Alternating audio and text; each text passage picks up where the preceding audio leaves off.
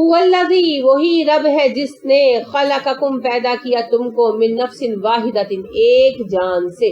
अब आपने ये देखा कि इन पूरी जो पिछली आयतें आपने पढ़ी हैं, क़यामत से तज़किरा शुरू हुआ, तो अल्लाह रब्ब करीम ने वजाहत ये कर दी कि इल्म गैब में से है क़यामत, और इल्म गैब किसी के पास नहीं, और इसका इल्म सिर्फ अल्लाह के पास। और अंबियाए कराम अलैहिमुस्सलाम का काम हमेशा रहा सिर्फ बलाग करना। अब अल्लाह फरमा रहे हैं वही रब है जिसने तुम्हें पैदा किया एक जान से, वजअला, बनाया, मिन्हा, उससे, ज़ौजहा, उसका जोड़ा। किसको पैदा किया था अल्लाह ने? आदम अलैहिस्सलाम, और आदम अलैहिस्सलाम से हव्वा को पैदा किया। कैसे पैदा किया हम नहीं जानते। लियस्कुना, ताकि वो सुकून हासिल करे, इलैहा, उससे, ताकि वो सुकून हासिल कर सके उससे। मर्द और औरत के रिश्ते में अल्लाह ने सुकून रखा, एक दूसरे से सुकून पाते हैं। अब देखिए कि आप अपने किसी गुमशुदा या दूर हुए साथी और दोस्त से मिले तो सुकून मिलता है, ज़हनी इत्मीनान हासिल होता है। तो हव्वा आदम ही के जिस्म से अलग की गई थी ना, आदम ही के जिस्म का एक हिस्सा थी, तो फिर वो ज़ात की तकमील का एहसास होता है, इत्मीनान महसूस होता है, सुकून कल्ब हासिल होता है। तो सेक्सुअल रिलेशन मियाँ बीवी के ताल्लुक की एक बुनियाद है, और दूसरी बुनियाद है हम आहंगी, सुकून, जो हमेशा के लिए रहता है। ठीक है, वो तो एक फिजिकल नीड है ना सेक्सुअल रिलेशन, लेकिन एक दूसरे के साथ ताल्लुकात में खूबसूरती आ जाने से, जो एक दूसरे के पास बैठने से, बात करने से, घर पर होने से सुकून हासिल होता है, एक ज़हनी इत्मीनान, एक सेटिस्फेक्शन मिलती है, वो हमेशा रहती है। एक एज में आकर फिजिकल रिलेशन तो खत्म हो जाता है, लेकिन एक दूसरे की कुर्बत का सुकून जो है, उसकी मौजूदगी का होना, और उसके मौजूद होने से हिफाजत और सुकून का एहसास होना हर दो फरीकों को, वो और चीज वो एंड पे बल्कि ज्यादा हो जाती है। जब बूढ़े हो जाते हैं कपल्स तो उनमें ज्यादा हो जाती है। आपने अपने माँ बाप को देखा होगा या किसी ना किसी को कि बुढ़ापे में ज्यादा भी एक दूसरे से अटैच हो जाते हैं, क्योंकि जिंदगी में से वो सारे उनसर निकल जाते हैं ना, बीच में होते हैं, मियाँ बीवी के बीच में घर वाले होते हैं, उनकी जिम्मेदारियां होती है, बच्चे होते हैं, उनकी जिम्मेदारियां होती है। तो बुढ़ापे में आकर सब अपनी अपनी जिंदगी में लग जाते हैं ना, अब अम्मा जी अब्बा जी अकेले रह जाते हैं, और ये वो टाइम होता है जब ऑलमोस्ट सेक्सुअल नीड्स खत्म हो चुकी होती है। अब असल रिश्ता बनता है, एक दूसरे की मौजूदगी से तकवीयत हासिल होती है, बस एक दूसरे का होना अहम होता है ना, ये असल रिश्ता है। तो लिहाजा औरत मर्द के बगैर, मर्द औरत के बगैर पुरसुकून नहीं हो सकती। तो इससे फिर एक कुदरती असूल क्या निकला, जो लोग अपने लिए तजर्रुद की जिंदगी चुनते हैं, यानी अकेला रहना पसंद करते हैं, तो वो सारी उम्र बेसुकून रहते हैं। इसीलिए आई एम सॉरी टू से, लेकिन जो खवातीन शादियां नहीं करती वो घर में हमेशा लड़ाई डाले रखती है ना ऐसे, और अक्सर उनकी वजह से दूसरे परेशान रहते हैं। और मर्द हजरात भी, मगर उनका ये होता है कि मर्दों का वैसे ही लड़ाई डालने की सलाहियत उस्पतन कम होती है, उनकी एक्टिविटीज बाहर होती है, तो वो वैसे चिड़चिड़े बदमिजाज हो जाते हैं, उनके मुलाजिम भी उनसे तंग होते हैं, तो उनका और तरह का असर होता है। खवातीन को ज्यादातर चूंकि उनका दायरा कार घर में होता है, तो घर में दूसरों की जिंदगी जीवन किए रहती है, क्योंकि वो खुद मुतमईन नहीं होते, अपने आप से मुतमईन नहीं होते, गैर मुतमईन जिंदगी पसंद कर रहे होते। तो जो बंदा हमेशा डिप्रेस रहेगा वो क्या देगा, आउटकम क्या देगा, डिप्रेशन। जो इनपुट है वही आउटपुट होगी ना, तो लिहाजा इनपुट है डिप्रेशन डिप्रेशन डिप्रेशन, तो फिर आउटपुट भी डिप्रेशन डिप्रेशन डिप्रेशन, वो पूरे माहौल को डिप्रेस कर देते हैं। इसीलिए अल्लाह बार बार कहते हैं, हमें हुक्म देते हैं कि जो मुजद्दद है उनकी शादियां करा। तो ये जो हम लोगों ने सोचा हुआ ना कि भाई बड़ा कारनामा किया, अकेले रहे, कोई कारनामा नहीं किया, कोई कारनामा नहीं किया, फितरत से भागे और गैर फितरी तर्ज जिंदगी की वजह से अदम इत्मीनान का शिकार हुए। इसमें एक और बात भी याद रखिए, औरत और मर्द एक दूसरे से सुकून पाते हैं, और मर्द नहीं पा सकते, औरत नहीं पा सकती। तो जो होमोसेक्सुअलिटी का शिकार हो जाते हैं, होमोसेक्सुअलिटी खुद एक मर्ज है, ये ज़हनी मर्ज है। जब तक बीमार जहन नहीं होगा कोई इस तरफ मुतवज्जो नहीं होगा। एक नॉर्मल इंसान इस बात का सोचता ही नहीं, और अगर कभी ऐसा ख्याल आ भी जाए, यानी खुदा ना खास्ता किसी बात को पढ़कर कुछ जहन में आई या कुछ, तो इंसान को गंदी बात महसूस होती है ना। जैसे कोई नॉर्मल इंसान कभी बाथरूम में बैठकर खाना खाएगा, नहीं खाएगा, हालांकि बाथरूम वैसे तो साफ ही होता है, लेकिन कोई वहां नहीं बैठेगा। क्यों नहीं बैठेगा? क्योंकि वो बैठने की जगह नहीं। इसी तरह से غیر فطری رویہ ہوگا اگر کوئی فارغ باتھ روم میں جا کے بیٹھ جائے, کیا کر رہے ہو, بھی فرق ٹائم بتا رہا ہوں, تو آپ حیران ہو گے نا, کہیں گے یہ کیا حرکت ہے, کیونکہ غیر فطری رویہ ہے. اسی طرح کا غیر فطری رویہ یہ ہے کہ انسان اپوزٹ سیکس کو چھوڑ کر ہومو سیکشولیٹی کی طرف آ جائے, مرد عورت کو, عورت مرد کو چھوڑ کر ہومو سیکشولیٹی کی طرف آ جائے. تو یہ خود ایک ذہنی مرض ہے, اور پھر یہ آگے بہت سارے امراض کو جنم دیتا ہے, جن میں سے ایک اہم مرض کیا ہے, ڈس سیٹسفیکشن. سکون نہیں مل سکتا, سکون نہیں مل سکتا. ہو سکتا ہے ان کو کوئی سیکشل پلیئر حاصل ہوتا ہو, مگر سیکشل پلیئر اور چیز ہے, سکون اور چیز ہے. سکون تو نام ہے اطمینان قلب کا. جیسے آپ دیکھیں شوہر سے لڑائی بھی ہوئی ہو, بات چیت بند ہو, اور شوہر گھر پہ لیٹ آئے تو کیا ہوتا ہے, نیند نہیں آتی نا, ایوی پریشانی لگی رہتی ہے, حالانکہ سارے گھر پر ہیں, تالا بھی لگا ہوا ہے. اب جب شوہر آتا ہے تو بات نہیں کر رہے, بلا نہیں رہے ایک دوسرے کو, وہ ادھر منہ کر کے سو گیا مگر نیند آ جاتی ہے. ہوتا ہے ایسا, نارمل زندگی کی بات ہے. کیا ہے یہ, ایک دوسرے کی موجودگی سے سکون حاصل کرنا. تقریری حفاظت بھی نہیں ہوتی, کیونکہ ہمارے شوہر کو اسے ٹارزن ہے, تو گھر میں گھس آئے گا تو اسے پکڑ لیں گے. اور دوسری بات یہ ہے کہ ایک شوہر گھر پہ نہیں ہے, بہت سارے افراد گھر پہ ہیں, جیسے سسر ہوں گے, دیور ہوں گے, جیٹھ ہوں گے, بہت سارے لوگ ہوں گے. ہو سکتا ہے بچہ ہی جوان ہو اپنا, ایک سے زیادہ بیٹے بھی جوان ہو سکتے ہیں, لیکن جب تک شوہر گھر نہیں آتا اطمینان نہیں ملتا. یہ حفاظت کا مسئلہ بھی نہیں ہوتا, کیونکہ ہمیں بخوبی پتا ہوتا ہے کئی گھروں میں ایسا ہوا ہوگا, اللہ رحم فرمائے, ڈکیتیاں یا چوریاں, تو شوہروں نے کیا کر لیا, بیچارے کیا کر سکتے تھے, وہ کون سے کمانڈوز ہیں, لہٰذا وہ بھی بیٹھ کے اسی بے بسی سے دیکھتے رہے جسے ہم دیکھتے رہے, اور وہ لوٹ کر چلے گئے. تو یہ حفاظت کا مسئلہ نہیں ہے, یہ سکون قلب کا مسئلہ. اللہ نے دل جوڑ دیے جس کی وجہ سے ایک دوسرے کے ساتھ سکون جڑا ہوا. تو جب یہ ہومو سیکشولیٹی ہوتی ہے نا, تو ہو سکتا ہے سیکشل پلیئر ملتا ہو, لیکن اطمینان قلب, دل کا سکون, وہ نہیں مل سکتا. اور جب دل بے سکون ہوتا ہے تو کیا ہوتا ہے, ڈپریشن, اور ڈپریشن کو جنم دیتا ہے. تو پھر ایک دوسرے کو تنگ کرنا, ستانا, طرح طرح کے ذہنی امراض کا جنم لینا, تشدد کرنا اپنے آپ پر, دوسروں پر, بہت سارے مسائل پیدا ہوتے ہیں. اسی لیے یورپ کا معاشرہ شدید عدم اطمینان کا شکار ہے, کیونکہ وہاں سیکشل پلیئر حاصل کرنے کے طریقے بہت سارے ہیں, لیکن میاں بیوی کے ایک مستقل رشتے سے جو سکون ملتا ہے وہ نہیں. اور اس کے حصول کا اور کوئی طریقہ نہیں, کیونکہ جنت میں بھی آدم علیہ السلام کو جو کمی محسوس ہوئی تھی نا کہ میں تنہا ہوں, تو اللہ نے پھر ان سے ہوا کو پیدا کیا, اور اس سے ذات کی تکمیل ہوئی.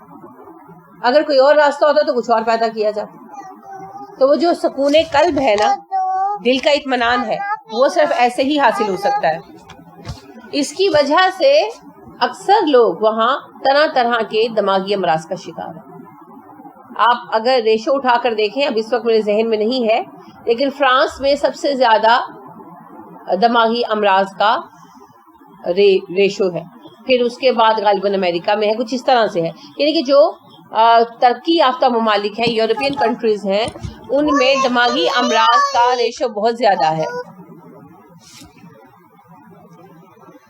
تو یہ فطرت کا وہ طریقہ ہے جسے اللہ نے بنایا ہی اس طرح سے.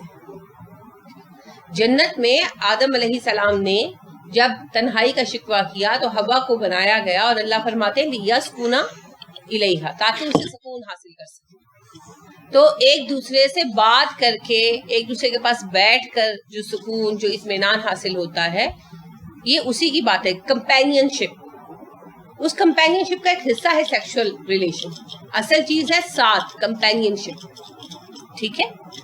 تو یہ پھر اسی فطری تعلق میں مل سکتا ہے, مرد اور عورت, ٹھیک ہو گیا.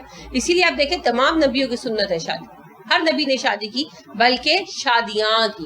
حضرت ایوب علیہ السلام کی بھی کئی بیویاں تھی نا, آخر میں ایک جو ہے وہ باقی نہیں, باقی چھوڑ گئی تھی, پھر بعد میں واپس بھی آ گئی تھی. اور حضرت داؤد کے بارے میں کیا کہتے ہیں یہود, ان کی 100 بیویاں تھیں. اور حضرت سلیمان علیہ السلام کے بارے میں تو کہتے ہیں 600 بیویاں تھیں. اب پتہ نہیں ان کے جھوٹ سچ انہیں پر ہیں, لیکن بہرحال یہ دعوے کرتے ہیں کہ بہت بہت بیویاں تھیں. اور رسول اکرم صلی اللہ علیہ وسلم کی ایک وقت میں 9 بیویاں رہی, اور 2 جو ہیں امہات المومنین, ان کو ڈال کر تو 11 ہو جاتی, تو 11 بیویاں تھیں آپ کی. ویسے ٹوٹل 12 رہی. اماں خدیجہ بھی تو تھی نا, لیکن اماں خدیجہ وفات کر گئی تھی. تو ایک وقت میں آپ کی 11 بیویاں تھیں آپ صلی اللہ علیہ وسلم کی. تو آپ صلی اللہ علیہ وآلہ وسلم نے بھی 1 سے زائد شادیاں کی. تو شادی جو ہے نا یہ فطری طریقہ ہے انسان کو پرسکون رکھنے کا اور زندگی کے دھارے میں شامل کرنے کا. ٹھیک ہو گیا. اب اللہ یہاں اپنا فضل بیان کر رہے, احسان جتا دے. ہم نے تو شادی کو عجیب سا بنا رکھا ہے نا, میاں بیوی کے تعلق کو عجیب سا رنگ دے رکھا ہے اور شادی کو مذاق ہی بنا لی ہے. اگر کوئی کہے کہ بھائی مجھے شادی کرنی ہے تو اس کو ٹھٹھا بنا لیا جاتا ہے نا کہ بھائی اینو بڑا شوق ہے بیاہ دا وغیرہ وغیرہ. اللہ رب کریم اس بات کو بطور احسان گنوا رہے ہیں کہ تمہارا رب وہ ہے جس نے انسان کو بنایا, پھر اس سے اس کے لیے کمپینین نکالی, حوا کو پیدا کیا اور تم لوگوں کے کپل بنا دیے مرد عورت کے تاکہ ایک دوسرے سے سکون حاصل کر سکو. تو اس پر شکر گزاری کرو کیونکہ اللہ ایسی چیزیں بطور نعمت گنواتے ہیں تو ہمیں بھی بطور نعمت گنوا دے. فلما پھر جب تغشاہا اس نے ڈھانپ لیا اس کو. تغشا غین شین یہ سے ہے, غشی کہتے ہیں نا بے ہوش ہونے کو, چھانے کو اصل میں کہتے ہیں, تو اسی سے تغشا اس نے ڈھانپا ہا اس کو. حملت اور اسے حمل اٹھایا, حملن بوجھ, حفیفن ہلکا, فمرت پھر چلتی پھرتی رہی بھی ساتھ اس کے. فلما پھر جب اسکلت بوجھل ہو گئی, دعوا اللہ دونوں نے پکارا اللہ کو, ربہما جو رب ہے ان دونوں کا, لائن اگر آتیتنا دیا تو نے ہم کو, صالحن صحیح سلامت, لنکوننا تو ہم ہو جائیں گے لازمن من الشاکرین شکر گزاروں میں سے. اللہ فرماتے ہیں پھر شادیاں ہوتی ہیں, پہلے ترجمہ دیکھتے ہیں پھر تشریح پر آتے ہیں. جب مرد نے عورت کو ڈھانپا اور اس نے ہلکا حمل اٹھایا, پھر وہ چلتی رہی اس حمل کے ساتھ, وقت گزارتی رہی یہاں تک کہ حمل بھاری ہو گیا, اور دونوں نے اللہ سے دعائیں مانگی کہ اللہ جی اگر آپ نے ہمیں ایک صحیح صالح صحت مند بچہ دیا تو ہم شکر گزار ہو جائیں گے. فلما پھر جب آتاہما ان دونوں کو دے دیا, صالحن صحیح سلامت بچہ, جعلا تو ان دونوں نے لہو اس کے لیے شرکاء شریک بنا لیے, فیما اس میں جو آتاہما اس نے دیا تھا دونوں کو. پھر جب اللہ نے ان دونوں کو ایک صحت مند بچہ دے دیا تو ان دونوں نے اس بچے کی پیدائش کے حوالے سے شریک بنا دیے اللہ کے, جو کہ صرف اللہ نے ہی عطا کیا تھا. فتعالی اللہ عما یشرکون اور اللہ ان کے بنائے ہوئے شریکوں سے بہت بلند تر ہے. یعنی اللہ فرماتے ہیں ہم نے ایک سلسلہ بنا دیا نا شادی کا بیاہ کا, جس سے نسل انسانی بھی چلتی ہے اور مرد اور عورت کی زندگی بھی نارمل ہو جاتی ہے. تو جب کسی جوڑے کی شادی ہوتی ہے, فزیکل ریلیشن بنتے ہیں, پھر حمل ٹھہرتا ہے, تو دعائیں مانگتے ہیں نا کہ اللہ جی صحت مند بچہ ہو, ٹھیک ٹھاک ہو, نیکوکار ہو. سوالے میں دونوں معنی آ جاتے ہیں, نیکوکار بھی اور فزیکلی صحت مند ہو. تو صحت مند ہو, نیکوکار ہو, اچھا ہو. اللہ فرماتے میں دعا قبول کرتا ہوں, بچہ دے دیتا ہوں. بچہ صحت مند ہوتا ہے, ٹھیک ٹھاک ہوتا ہے, اور جب بچہ پیدا ہو جاتا ہے تو پھر کیا کرتے ہیں, شرک کرنے لگتے ہیں. کیسے؟ ہاں جی, فلاں پیر صاحب کی وجہ سے بچہ پیدا ہوا, فلاں درگاہ پہ ہم نے نظر مانی تھی, اب وہ نظر پوری کرائیں کیونکہ درگاہ پہ منت مانی تھی تبھی تو بچہ ہوا ہے. دیکھیں کتنا واضح اللہ کہہ رہے ہیں. فلما آتاہما صالحا جعل لہ شرکاء فیما آتاہما. پھر جب اللہ ان دونوں کو ایک صالح بچہ عطا کرتا ہے تو جسے اللہ نے عطا کیا اس کے بارے میں بھی وہ اس کے شریک بنا لیتے. تو میری ایک بڑی اچھی دوست ہے, تو ان کی بہن کے ہاں بیٹا اولاد نہیں تھی, اس وقت بیٹی بھی بعد میں ہوئی, تو 10-11 سال گزر گئے تھے, بڑی دعائیں مانگی تو خیر اللہ رب کریم نے بیٹا دیا ماشاءاللہ. تو انہوں نے اس کا نام معین الدین چشتی پورا رکھا. تو میں نے حیرت سے کہا, میں نے کہا کہ آپ لوگ چشتی تو ہو رہی, تو معین الدین چشتی کیوں رکھا؟ تو کہنے لگی کہ وہ نا ایک بزرگ جو ہیں میری بہن کے آفس میں کام کرتے ہیں, تو انہوں نے ان کو کہا تھا کہ معین الدین چشتی کی نظر مانو تو بچہ ہوگا. تو نظر مانی تو بچہ ہوا. تو انہوں نے نظر یہی مانی تھی کہ ہم انہی کے نام پر نام رکھیں گے. میں نے کہا نظر کب مانی تھی؟ کہنے لگی 10 سال پہلے. تو میں نے کہا پوری ہوئی ہے, یعنی یا تو تم نے ادھر نظر مانی ادھر بچہ ہو گیا, تو چلو میں کہوں تم لوگ بہک بھی گئے. 10 سال بعد اللہ نے دعا قبول کر کے بچہ دیا, تو کریڈٹ معین الدین چشتی اجمیری کو کیوں دے رہے ہو بھائی؟ شرک ہے کہ نہیں؟ واضح شرک ہے. اور وہ اس کا نام نہیں لیتے, اسے خواجہ صاحب بچے کو نا, گھر بڑے بھی جو ہے نا اس کو یعنی کہ اس کے نام سے نہیں بلاتے. سمجھ رہے ہیں نا آپ؟ جی, خواجہ صاحب کا ڈپلیکیٹ آ گیا, خواجہ صاحب نے جنم لے لیا. انا للہ و انا الیہ راجعون. جی بالکل, ان کے کہنے پر نام رکھتے ہیں. پیروں کو دکھانے سے پہلے کسی کو بچہ نہیں دکھاتے, اور بچہ پیدا ہوتے ہی فوری طور پر کیا ہوتا ہے, پہلے نظر کے دھاگے باندھے جاتے ہیں. آپ کو پتہ ہے شرک ہے, کتنا بڑا شرک ہے, اور کرتے ہیں لوگ. اور اس کے بعد پھر چڑھاوے چڑھانا, منتیں ماننا, ہر سال ان کی جو ہے نیازیں دینا, اور پھر ساری عمر کیا کہنا, یہ بچہ فلاں بابا جی نے دیا. یعنی کہ اتنی بری بات ہے جیسے کوئی عورت اپنے بچے کا نسب کسی اور کی طرف کر دیں گی، اتنی ہی گھٹیا بات ہے کہ کہے کہ یہ بچہ میرا نہیں فلاں کا ہے، یہ اتنی ہی بڑی بات ہے۔ تو ہم لوگ اللہ رب کریم کے ساتھ ایسی برہنی اور بے وفائی کرتے ہیں۔ تو اللہ شرک کی انتہا بیان کر رہے ہیں کہ سارا عرصہ دعائیں مجھ سے مانگتے ہیں کہ مجھے ایک صالح اولاد دینا، اور جب وہ صالح اولاد دے دیتے ہیں تو پھر کہتے ہیں یہ تو فلاں نے دیا اور فلاں نے دیا۔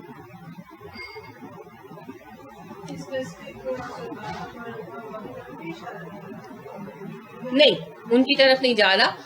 اللہ رب کریم نے پہلے تو بتایا کہ ہم نے ہی تمہیں پیدا کیا، پیدائش ہمارے اختیار میں۔ یہ جو شروع کا حصہ آیا نا، هو الذی خلقکم من نفس واحدۃ وجعل منها زوجها لیسکن الیہا، تو یہاں اللہ نے یہ بتایا کہ پیدائش کا، تخلیق کا اختیار صرف میرے پاس ہے، اور میں ایسا خالق ہوں کہ میں نے آدم کو بغیر مثال کے بنایا، اور آدم جو مرد تھا اس سے ہوا کو پیدا کیا جس کا کوئی سسٹم ہی نہیں۔ تو یہ ایسی قدرت تخلیق میرے پاس ہے، میں ہی سب کو تخلیق کرتا ہوں، یہ بات سب جانتے ہیں، یعنی ہر مذہب کے لوگ مانتے ہیں، اس میں کوئی اختلاف نہیں ہے۔ اب اس کے بعد ہر مذہب میں شرک آیا، یہودیت میں، عیسائیت میں، ہمارے ہاں، اور یہ جانتے مانتے ہوئے کہ پیدائش اللہ کے اختیار میں ہے۔ تو جب کوئی کپل اولاد کے اس پروسیس سے گزرتا ہے اور دعائیں اللہ سے مانگتا ہے، جب بچے پیدا ہو جاتے ہیں تو ان میں سے بہت سارے کپلز ایسے ہیں جو شرک کرتے ہیں، حالانکہ وہ جانتے ہیں کہ ہمارے باپ آدم کو اللہ نے پیدا کیا بغیر کسی وسیلے کے، اور ہوا ہماری جو ماں ہے ان کو بھی آدم سے اللہ نے پیدا کیا ایک عجیب طریقے سے، اس کے باوجود بھول جاتے ہیں۔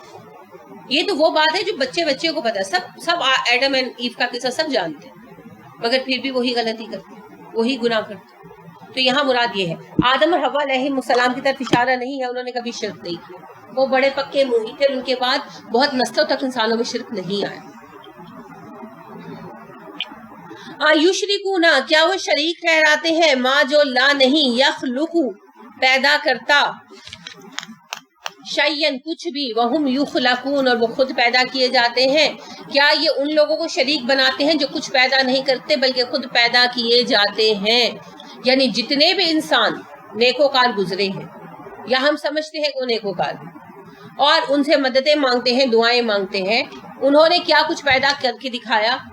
یعنی ہمارے یہاں لاہور میں اب آج کل چل بھی رہا ہے داتا صاحب، ہے نا، اور داتا گنج بخش کہا جاتا ہے، اور ان سے بڑا کچھ مانگا جاتا ہے، اور جی داتا کے دوارے آیا کوئی خالی نہیں جاتا۔ اور یعنی اتنا میرا دل آج کل اداس بھی اس بات سے ہوتا ہے کہ ہر سال اس موقع پر کتنا بڑا شرک کا اجتماع ہوتا ہے، کہاں کہاں سے نظریں نیازیں لا کر لوگ چڑھاتے ہیں دودھ کی، اور لوگ جا کر لائنوں میں لگ کر لیتے ہیں، اور یہ بھول جاتے ہیں کہ وما اہل بہ لغیر اللہ، حرام ہے نا، انما حرم علیکم المیتۃ والدم ولحم الخنزیر وما اہل بہ لغیر اللہ۔ تو علماء کہتے ہیں اللہ نے سور کے گوشت کے بالکل ساتھ اس کو سائیڈ بائی سائیڈ بیان کیا، تو جتنا سور حرام ہے اتنا ہی غیر اللہ کا چڑھاوا حرام ہے، اور لوگ جا کے لائنوں میں لگ کر لیتے کہ خالص دودھ ملے۔ لانے والے بھی شرک کرتے ہیں اور پینے والے حرام کھاتے ہیں، اور وہ بھی شرک کا ارتکاب کرتے ہیں، سپورٹ کرتے ہیں نا۔ اب مسئلہ یہ ہے کہ اس سارے فساد کو روکنا ہمارے ذاتی طور پر تو بس میں نہیں ہے، دعا کر سکتے ہیں، سمجھا سکتے ہیں، اللہ رب کریم کرے ایسے لوگ آئیں جو اس کو تبدیل کریں۔ تو آپ دیکھیے کہ کیا داتا صاحب نے لاہور میں کچھ پیدا کیا؟ کوئی مکھی، کوئی مچھر، کوئی گائے، کوئی بکری، کچھ؟ یہی اللہ فرما رہے، اللہ کہتے ہیں کیا ان کو شریک بناتے ہو جنہوں نے کچھ بھی پیدا نہیں کیا اور پھر وہ خود پیدا ہوئے؟ تو داتا صاحب جن کو کہا جاتا ہے، اپنا نام تو ان کا عثمان علی مروندی ہے، تو عثمان علی جو ہیں وہ پیدا ہوئے، ماں باپ تھے ان کے، بچے، شادی ہوئی، بچے نہیں ہوئے، بہرحال شادیاں ہوئی ان کی، اور اس کے بعد مرے جیسے سب انسان مرتے ہیں۔ تو جو پیدا ہوا، زندگی گزاری اور مر گیا، وہ رب کیسے ہو سکتا ہے؟ رب کو تو موت نہیں آتی، اس کو حی و قیوم ہونا چاہیے نا۔ اللہ حی ہے، کبھی پیدا نہیں ہوا، وہ ہمیشہ سے ہے، اور قیوم ہے، اس کو کبھی موت نہیں آنی، وہ ہمیشہ رہے گا۔ تو جو پیدا ہوا اور پیدا ہونے سے پہلے نہیں تھا اور پھر مر گیا، چلا گیا دوبارہ، تو وہ رب کیسے ہو سکتا ہے؟ بڑا فرق ہے بندے میں اور اللہ میں، بڑا فرق ہے، اور اتنا بڑا فرق ہے جو واضح نظر آتا ہے۔ اور پھر سب سے بڑی بات یہ ہے، کون سی چیزیں جو اٹھا کر آپ کہہ سکتے ہیں کہ یہ فلاں حضرت صاحب نے پیدا کی؟ کسی نے کچھ پیدا نہیں کیا، تو پھر جب کسی نے کچھ پیدا ہی نہیں کیا تو رب کیسے ہوا؟ پتہ چلا یہ جو پچھلی آیت میں اللہ نے تخلیق آدم کی بات کی نا، وہ تخلیق کے حوالے سے کی، کیونکہ اللہ یہاں تخلیق کو توحید کی دلیل کے طور پر لا رہے ہیں۔ تو اللہ فرما رہے کہ میں نے تو سب کچھ پیدا کیا، آدم کو بھی پیدا کیا، ہوا کو بھی پیدا کیا، جنہیں تم بناتے ہو خدا اور اللہ کے یعنی ایسے قریبی کہ ہماری تقدیریں بدل سکتے ہیں، ان کے ہاتھوں میں سب کچھ ہے، انہوں نے کیا پیدا کیا؟ بتاؤ، کچھ بھی پیدا نہیں کیا اور خود پیدا کیے گئے۔ ولا نہیں یستطیعون، وہ استطاعت رکھتے، لہم ان کے لیے، نصرن مدد کی، ولا نہ ہی انفسہم اپنے نفسوں کی ہی، ینصرون وہ مدد کر سکتے ہیں، نہ تو وہ اپنے پکارنے والوں کی مدد کی صلاحیت رکھتے ہیں، نہ وہ اپنی جانوں کی مدد کر سکتے ہیں۔ یعنی وہ تو اپنے لیے بھی کچھ نہیں کر سکتے، کیونکہ اختیار تو سب اللہ کے پاس ہے۔ لہٰذا آپ دیکھیے کسی بھی شخصیت کو لے لیں، کسی بھی شخصیت کو لے لیں، انہوں نے اپنی زندگی میں کچھ اچھے وقت دیکھے، کچھ برے وقت دیکھے، آزمائشیں آئیں، آسانیاں آئیں، تو وہ اس کو ہٹا تو نہیں سکے۔ ہمارے پیارے نبی صلی اللہ علیہ وآلہ وسلم، تو آپ دیکھیے کہ جب آپ کے بیٹے ابراہیم فوت ہوئے ہیں تو کتنے رنجیدہ تھے، لیکن ان کو زندہ کر سکتے تھے؟ نہیں کر سکتے تھے، یا ان کی موت کا حکم روک سکتے تھے۔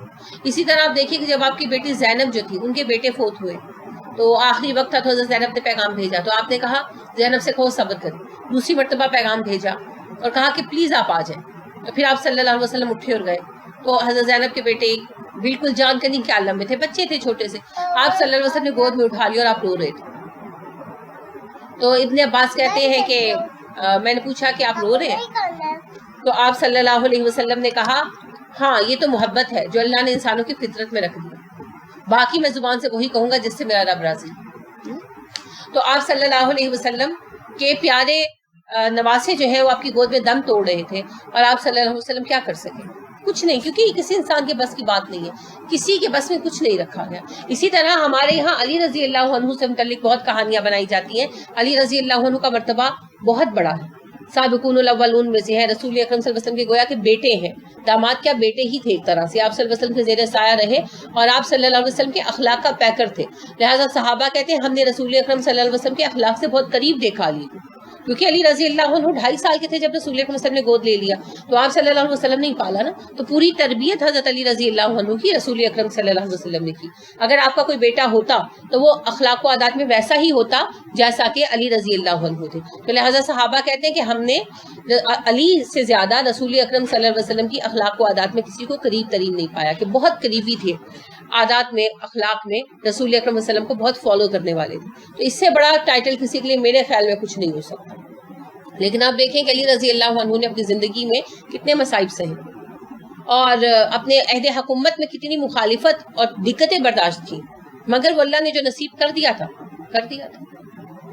تو بات یہی ہے کہ اللہ فرما رہے ہیں کہ وہ اپنی بھی مدد نہیں کر سکتے، یعنی انسانی امکان کے تحت کوشش تو کر سکتے ہیں، تقدیر نہیں بدل سکتے، نہیں کچھ کر سکتے، اور نہ ہی ان کی مدد کرنے کے اختیار رکھتے۔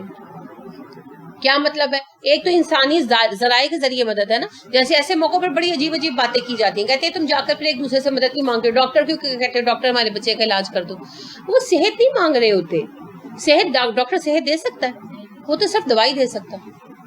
یا آپ کسی انسان سے جا کر مدد مانگتے ہیں، یعنی کہ اللہ معاف فرمائے گھر میں کوئی بچہ گر گیا، سر پھٹ گیا، تو آپ ہمسائے کے بیٹے کو بلاتے ہیں، تو اس لیے بلاتے ہیں کہ اس کو صحیح کر دے گا، اس لیے بلاتے ہیں کہ اٹھا کر ہاسپٹل لے جائے گا۔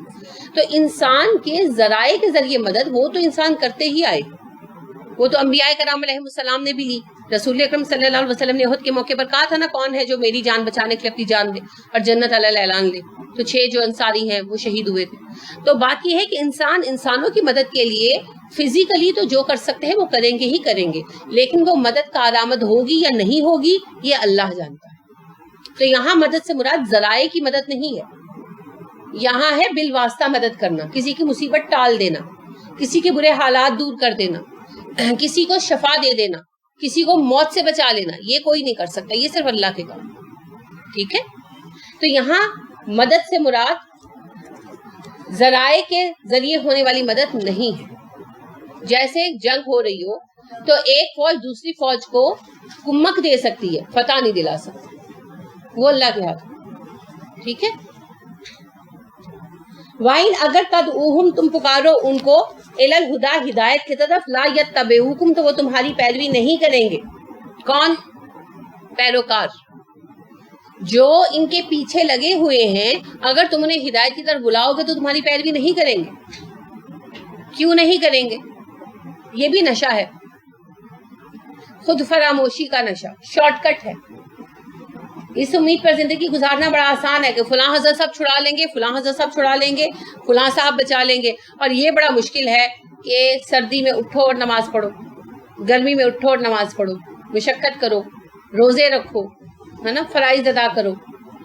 پیسوں میں آپ کے پاس 10 جوڑوں کے پیسے ہیں تو 4 بناؤ یا 5 بناؤ اور 5 ڈونیٹ کر دو. سارا میں کیوں نہ استعمال کروں؟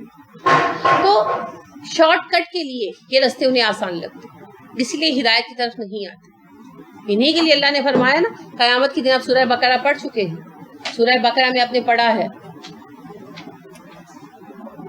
وَإِذْ تَبَرَّأُ الَّذِينَ اتُّبِعُوا مِنَ الَّذِينَ اتَّبَعُوا وَرَأَوُا الْعَذَابَ وَتَقَطَّعَتْ بِهِمُ الْأَسْبَابُ وَقَالَ الَّذِينَ اتَّبَعُوا لَوْ أَنَّ لَنَا كَرَّةً فَنَتَبَرَّأَ مِنْهُمْ كَمَا تَبَرَّؤُوا مِنَّا كَذَلِكَ يُرِيهِمُ اللَّهُ أَعْمَالَهُمْ حَسَرَاتٍ عَلَيْهِمْ. کیا ہے مطلب؟ جب کہیں گے وہ لوگ جن کی پیروی کی گئی ان لوگوں کے متعلق جو پیروی کرتے تھے بیزار ہیں ہم، یعنی ان سے بیزاری ظاہر کریں گے. اور جو پیروکار ہیں وہ عذاب آنکھوں سے دیکھ رہے ہوں گے، ان کے ذرائع بھی ختم ہو چکے ہوں گے. تب وہ حسرت کریں گے، کہیں گے کاش ہمیں دنیا میں ایک دفعہ جانے کا موقع مل جائے. تو جن کی ہم پیروی کرتے رہے ہیں ہم ان سے بیزاری ظاہر کریں اس طرح جیسے آج یہ ہم سے بیزاری ظاہر کر رہے ہیں، تو پھر ہم ان کے اعمال ان کے لیے حسرت بناتے ہیں. یعنی قیامت کے دن علی بن عثمان مروندی جو ہیں وہ کہیں گے کہ جی میں نے تو کسی کو نہیں کہا تھا مجھے داتا صاحب بنا دینا اور میرا مزار بنانا اور وہاں کے دودھ کے چڑھاوے چڑھانا. میں نے کسی کو نہیں کہا تھا. میرے بعد یہ جو کچھ انہوں نے ایجاد کیا خود کیا، میں نے ہاتھ کھڑے کیے ہوئے. کیونکہ ان کی تذکرے یہ بتاتے ہیں کہ انہوں نے مرنے سے پہلے اپنی درسگاہ بند کر دی. جب ان کو لگا نا میں مر جاؤں گا تو انہوں نے جو اپنی مدرسہ بنایا ہوا تھا درس کا وہ بند کر دیا.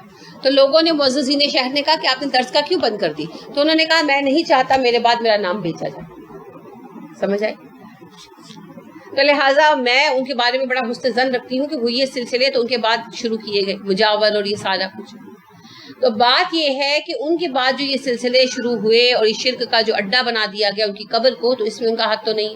تو قیامت کے دن وہ ہاتھ کھڑے کر دیں گے. تو جتنے یہاں آ کر چڑھاوے چڑھاتے اور مانتے ہیں کہ ہم بچا لیے جائیں گے، تو اس روز پھر وہ یہی کہیں گے نا کہ موقع مل جائے تو ہم بھی ایسے ہی بے نیاز ہو جائیں دنیا میں جا کر جیسے آج یہ ہم سے بے نیاز. اسی بارے میں اشارہ ہے.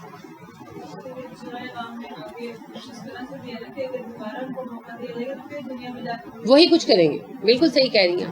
وہ تو بالکل ایک حقیقی فلسفی ہے کہ دنیا میں آنے کا اگر کسی کو موقع دے دیا جائے تو اصول پھر وہی ہوگا نا کہ دنیا میں آ کر سب کچھ پیچھے چلا جائے گا. جیسے آج ہمیں یاد نہیں ہے تو پھر دنیا میں آ کر وہی حرکتیں کریں گے، کیونکہ یاد تھوڑی ہوگا کہ کیا جھیل کر آئیں.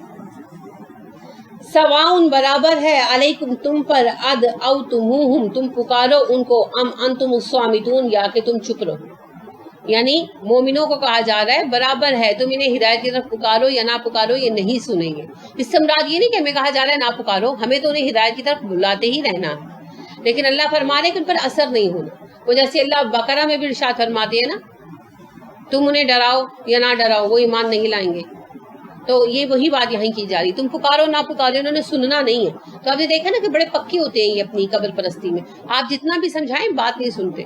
پیر پرستی میں جان دینے کو آمادہ ہوتے ہیں، کہتے ہیں تم تو رہنے دو، تم تو گستاخ رسول ہو، تم تو گستاخ ہو، تم لوگ وہابی ہو، ہے نا. اور بات نہیں سنتے، یہاں تک کہ قرآن کی آیات نہیں سنتے اور آپ اپنی آنکھیں اور اپنے کان بند کر لیتے.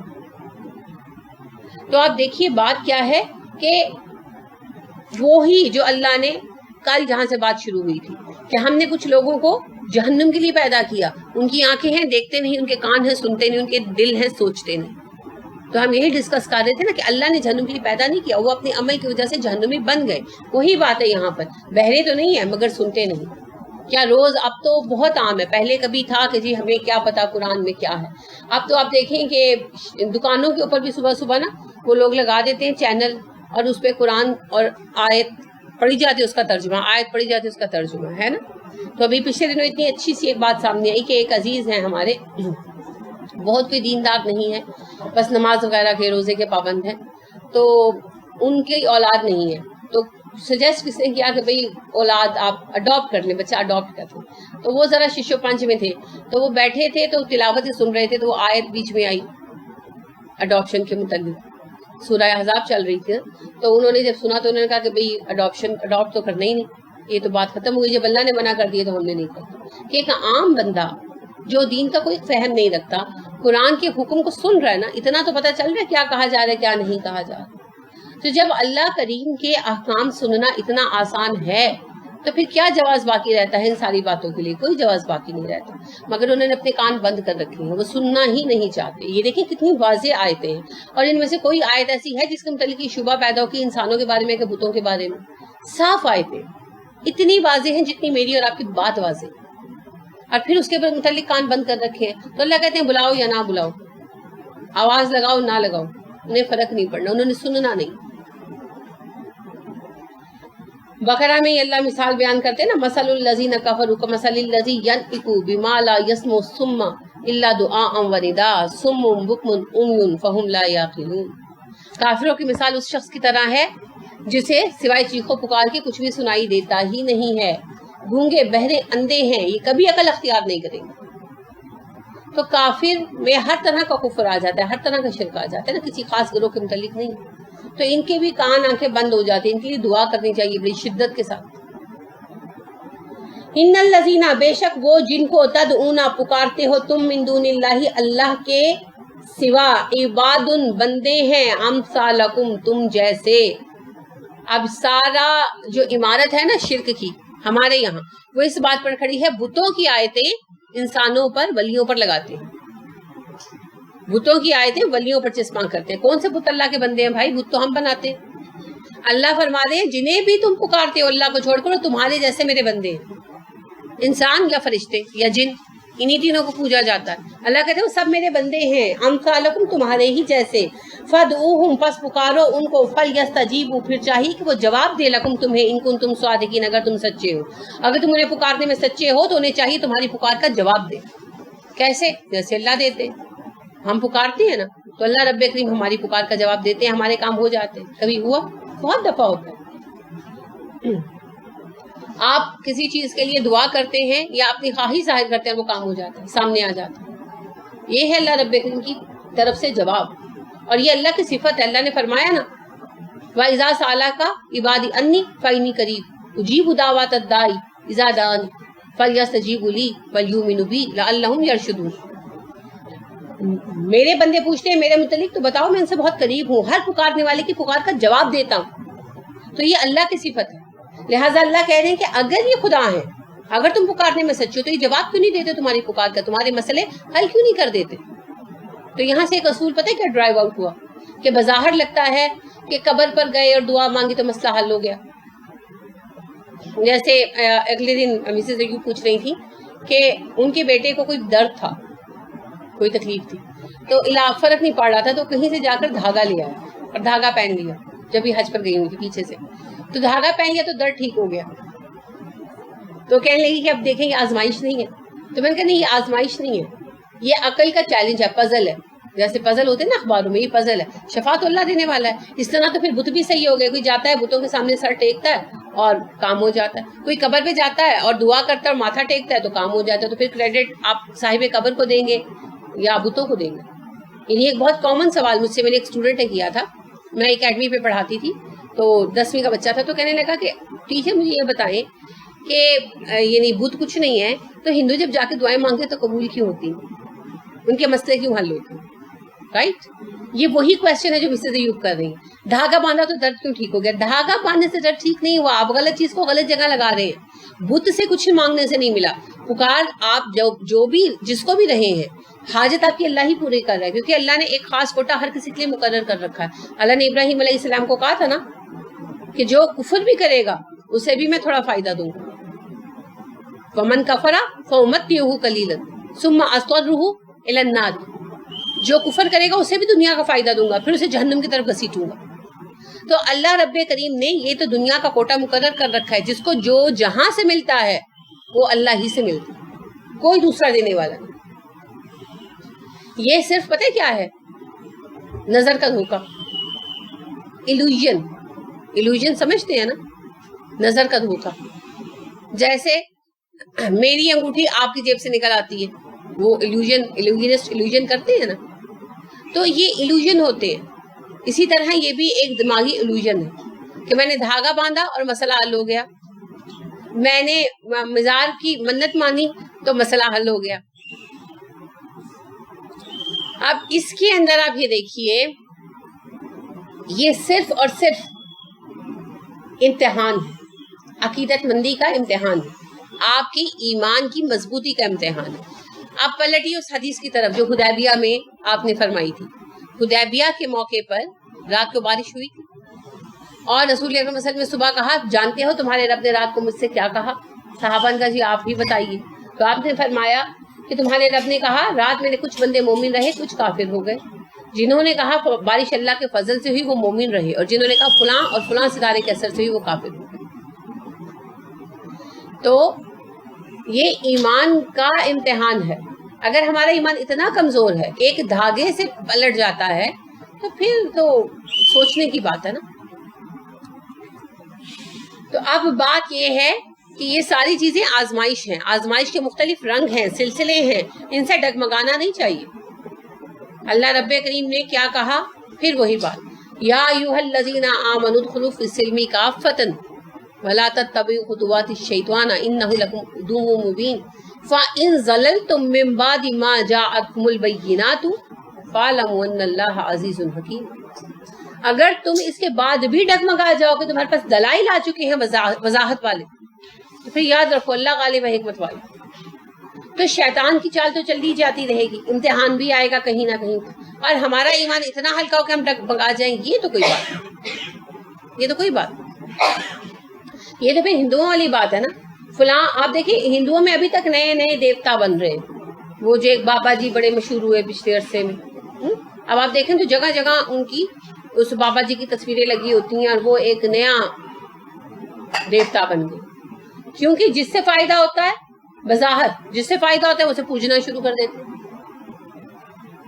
تو یہ تو ایمان کا کوئی لیول ہی نہیں، فائدہ اللہ کی طرف سے ہوتا ہے، نقصان بھی اللہ کی طرف سے ہوتا ہے۔ اور یہی بات رسول اکرم صلی اللہ علیہ وسلم نے ہمیں ہر نماز کے بعد پڑھنے کے لیے سکھائی۔ کیا دعا ہے بتائیے؟ ہاں اونچی پڑھیے ذرا، اللہم لا مانع لما اعطیت ولا معطی لما منعت ولا ينفع ذا الجد منک الجد۔ نماز کے بعد، ہر نماز کے بعد آپ پڑھا کرتے ہیں، ایمان کی مضبوطی کے لیے ہے۔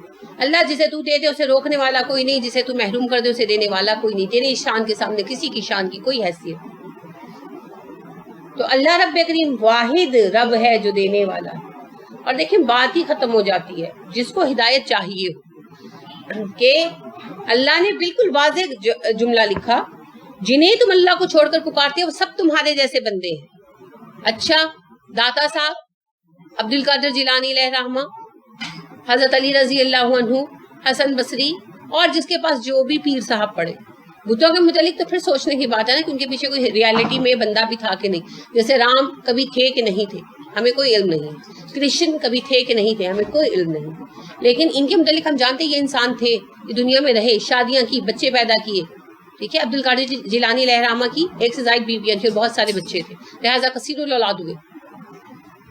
تو بڑی متضاد بات ان کے بارے میں لکھی جاتی ہے کہ 40 سال عشاء کی وضو سے فجر کی نماز پڑھی اور 40 اولادیں ہوں۔ اب یہ میتھمیٹک کا سوال ہے، آپ حل کیجئے گا، میں تو کبھی حل نہیں کر سکی۔ بات یہ ہے کہ عبد القادر جیلانی علیہ رحمہ جو ہیں ان کے متعلق کنفرم ہے کہ ان کی ایک سے زائد بیویاں تھیں، مجھے یہ یاد نہیں کتنی تھی، پتہ نہیں 3 تھی یا شاید 5 تھی وقتاً فوقتاً۔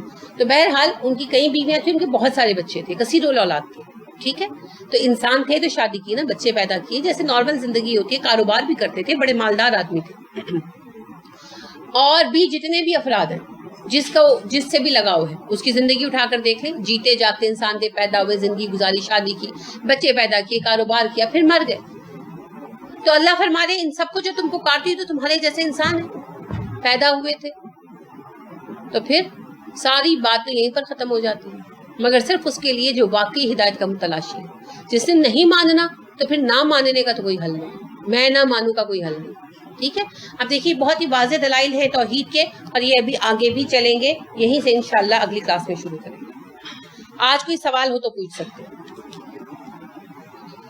سبحانک اللہم و بحمدک ونشہد ان لا الہ الا انت ونستغفرک ونتوب الیک۔ السلام علیکم ورحمۃ اللہ وبرکاتہ۔